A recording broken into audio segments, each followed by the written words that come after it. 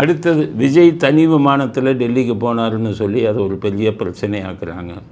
அப்படியே எடுத்து போடுறாங்க ட்விட்டரில். திமுகவும் பண்ணுறாங்க, பிஜேபியும் பண்ணுறாங்க.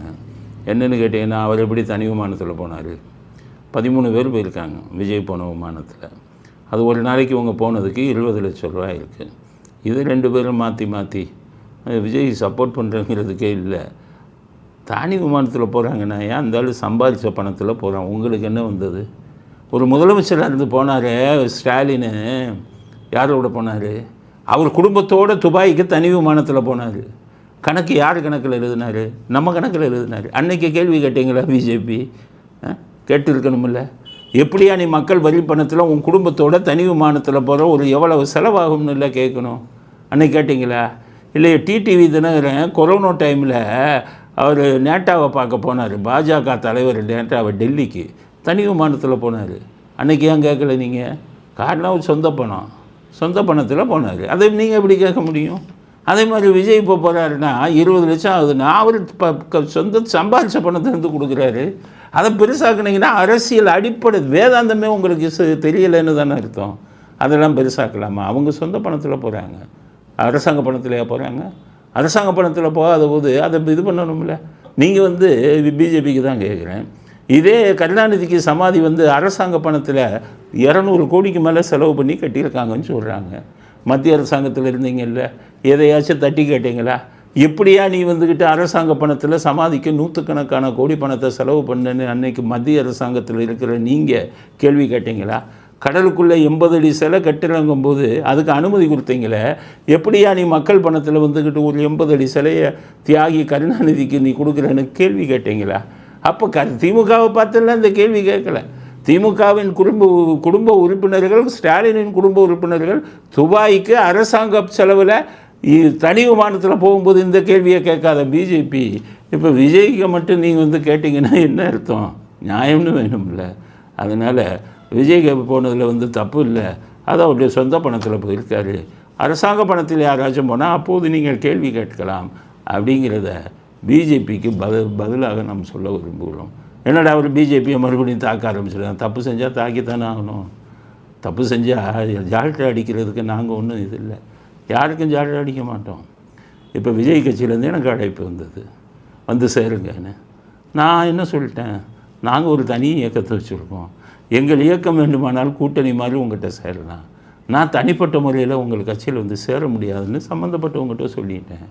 காரணம் என்ன? எங்களுக்கு எந்த கட்சி அப்படிங்கிறது இல்லை. எதுக்கு நியாயமோ அதை மக்களுக்கு சொல்லணும். அது சிலருக்கு சாதகமாக இருந்தால் அதுக்கு நாங்கள் பொறுப்பல்ல, சிலருக்கு பாதகமாக இருந்தால் நாங்கள் பொறுப்பல்ல. எல்லோரும் ஒழுங்காக நடந்துக்கங்க. நாங்கள் திட்டாமல் இருக்கணும்னா எல்லோரும் ஒழுங்காக நடந்துக்கங்க. பிஜேபி முன்னாள் தலைவர் அண்ணாமலைக்கும் மகாராஷ்டிராவில் இருக்கிற சிவசேனா கட்சிக்கும் ஒரு மோதல் வந்துருச்சு. என்ன மோதல்? அண்ணாமலை அங்கே போய் மகாராஷ்டிராவில் பேசும்போது பாம்பே மகாராஷ்டிராவுக்கு மட்டும் சொந்தம் அல்ல, அது இந்தியா முழுவதும் இருப்பவர்களுக்கு சொந்தம் அப்படின்னு சொல்லிட்டார். உடனே அங்கே இருக்கிற சிவசேனாக்காரன் குதிக்க ஆரம்பிச்சிட்டார். ராஜ் தாக்கரேன்னா யாரோ அண்ணாமலை விட மாட்டோம் அப்படி இப்படின்னு வந்தால் வெட்டுவோம் குத்துவோங்கிறான். இதில் யார் மேலே தப்பு அப்படின்னு கேட்டிங்கன்னா அண்ணாமலை மேலே தப்பு இல்லை.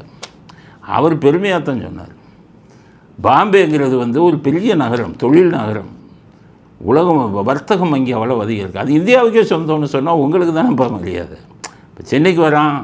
சென்னை வளர்ந்து வரக்கூடிய ஒரு நகரம். சென்னை இந்த சென்னை வாசி தமிழ்நாட்டுக்கு மட்டும் சொந்தம் இல்லை, இந்தியாவில் இருக்கிற அத்தனை பேருக்கும் சொந்தம். ஏன்னா நாங்களும் இங்கே பிஸ்னஸ் பண்ணுறோன்னு சொன்னால் நமக்கு தானே பெருமை. நம்மளை குறைச்சி சொல்லலையே. அது தாக்கரேக்காரங்க இந்த சிவசேனாக்காரங்க உட்காந்துக்கிட்டு வெட்டுவேன் குத்துவாங்க. இது மகாராஷ்டிராவுடைய அரசியல் உங்கள் யாருக்கும் தெரியாது, பழைய கதையெல்லாம். மகாராஷ்டிராவில் என்னென்னா அப்போ இது மகாராஷ்டிரர்களுக்கே வெளி மாநிலத்துக்காரன் எவனும் உள்ளே இருக்கக்கூடாதுன்னு சொன்னவங்க ஆரம்பத்தில். அந்த கட்சியே அப்படி தான் வளர்க்கப்பட்டது. அப்போ தமிழர்கள் அதிகம் இருந்தான் மகாராஷ்டிராவில், பாம்பேயை சுற்றி. அவங்கள பூரா அடித்தாங்க மகாராஷ்டிராவில். இந்த பால் தாக்கரேன்னு சொல்லி அவர் தான் அதுக்கு காரணம். அவர் தமிழர்களுக்கு எதிராகத்தான் இது பண்ணாங்க. தமிழர்கள் தாக்கப்பட்டார்கள். அப்போது நம்ம தமிழ்நாட்டை சேர்ந்த வரதராஜ முதலியார் தான் திருப்பி தாக்குனார். பயந்தான். சிவசேனாக்காரெல்லாம் ஓடினா. தமிழர்களுக்கு பாதுகாப்பு கவசமாக இருந்தது அன்றைக்கு வரதராஜ முதலியார். அதனால் அதுக்கப்புறம் தான் அந்த தமிழர்களுக்கு எதிரானதை விட்டுட்டு இப்போ வந்து மத ரீதியாக இது பண்ணிக்கிட்டு இருக்காங்க. இப்போ அண்ணாமலை மேலே அவன் தாக்கி பேசுகிறான்னா கூட அவர் தமிழன்கிற ஒரு கோபம்தான். ஏன்னா தமிழர்கள் மேலே அவர்களுக்கு இருக்கும் விருப்பு வந்து ரொம்ப நாளாக இருக்குது. அதனால் இந்த பிரச்சனையில் நம்ம அண்ணாமலைக்கு தான் ஆதரவு கொடுக்கணும். அவர் பேசுனது ஒன்றும் தப்பு இல்லை, தவறான கண்ணோட்டத்துடன் பேசவில்லை.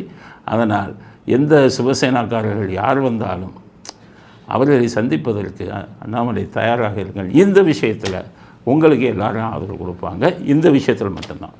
மற்ற விஷயம்லாம் தகுதியின் அடிப்படையில் நீங்கள் பேசக்கூடியது அடிப்படையில் தான் அப்படிங்கிறத அண்ணாமலை சிவசேனா மோதலில் நம்முடைய கருத்தாக பதிவு செய்ய விரும்புகிறோம்.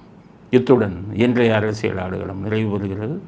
மீண்டும் நாளை புதிய செய்திகளுடன் உங்களை சந்திக்கிறோம். நன்றி, வணக்கம், ஜெயந்த்.